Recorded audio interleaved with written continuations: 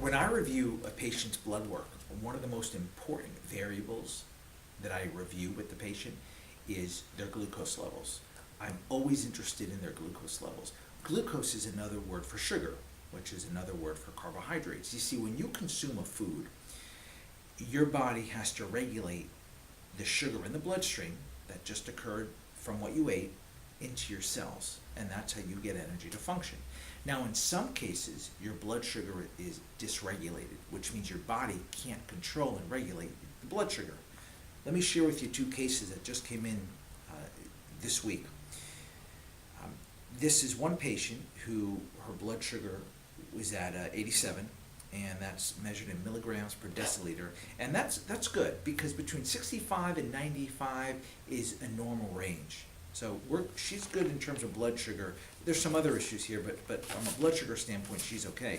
This is another patient who came in, and it was 305. 305. So once again, 65 to 95 in that realm, which is normal. She was way off the mark. Now, why would someone have such high blood sugar? Well, this is the type of person who's a diabetic, all right? Sometimes you get in the high 2s, high 3s, and they're potentially pre-diabetic. But either way, it's unhealthy, and it's not regulated well. And that ultimately leads to diabetes, and it leads to a whole slew of complications as a result of diabetes.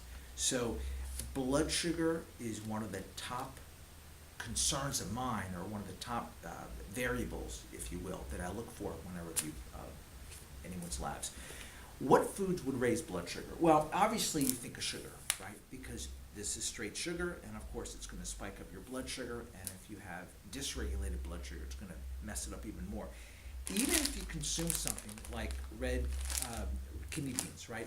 Kidney beans are high in carbohydrates, they're high in fiber, so it's a good carbohydrate, but eating too much of it could also increase your blood sugar to an unhealthy rate. And of course, my favorite, dates. You know, before I work out, I'll take a few dates, and it's excellent because it gives me the fuel I need. But when you eat too much of it, and you're at high risk for pre-diabetes, this is not the type of snack you want.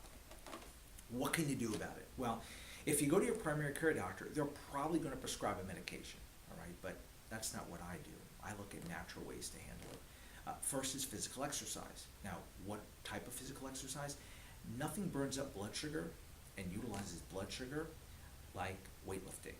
And that's why we put our patients through a circuit training. And they'll start with like a 10 or 15-minute circuit, and then they increase in intensity as they get healthier. So exercise is number one. Number two, you want to make the right food choices.